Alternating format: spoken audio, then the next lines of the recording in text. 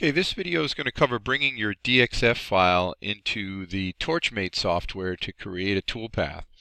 So in the last video I created this DXF file for this chimney cutout that I needed. We're going to launch our TormateEDU software and we're going to see how easy it is to bring a DXF file in and create a toolpath.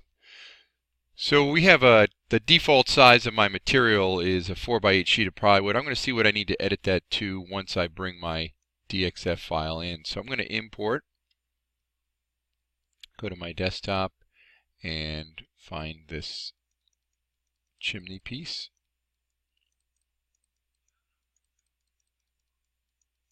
There it is.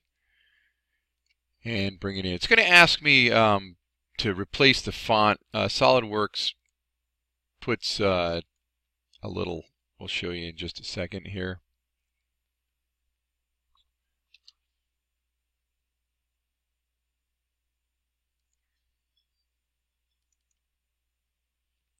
So you can see there's a little SolidWorks title for Education Unit. We're going to delete that, so I'm going to just take a box around that and delete it. Now when the file comes in, excuse me, I've got a solid fill shown here. Under View, I can turn Fill off just so you can see the outlines of this a little bit easier.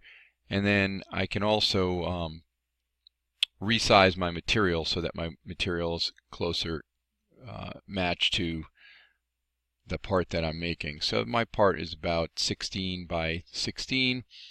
So I'm going to go to edit my material size to be, I'll make it 17 to give it a little bit of extra.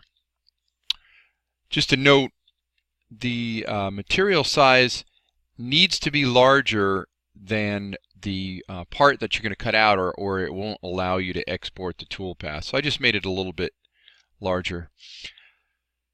First things first, when a DXF file comes in, very often it's a series of lines that are connected, and that's going to create a problem when we go to create our toolpath. So the first thing I want to do is select this whole thing and go to Arrange and go to Connect Path. What that's going to do is going to take each of those vectors and put them together. And sometimes when they come in, there's a gap between them.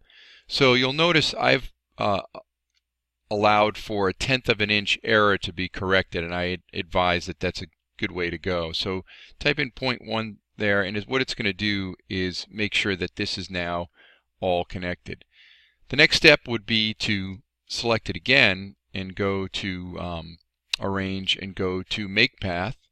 And then finally, depending on what type of toolpath you're going to do, we have a hole outside of this, so we're going to cut this out as a Mail path. So I'm going to go to Create Toolpath and go to Mail.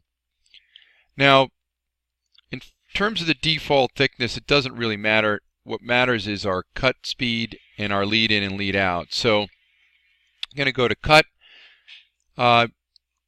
Good bet is to set your feed rate at 100. We can always change that at the machine itself. So I'm going to leave my feed rate at 100. Make sure my tool is set to plasma. And then for lead in and lead out, we're going to create a lead in, lead out, and I usually make that 1/8 of an inch, and we'll put it at a 45-degree angle. Now you can see we've got a toolpath created. Here's my lead in.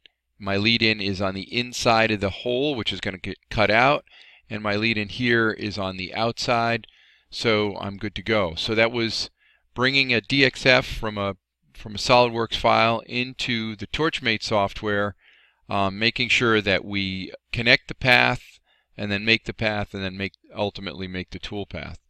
And it's as easy as that.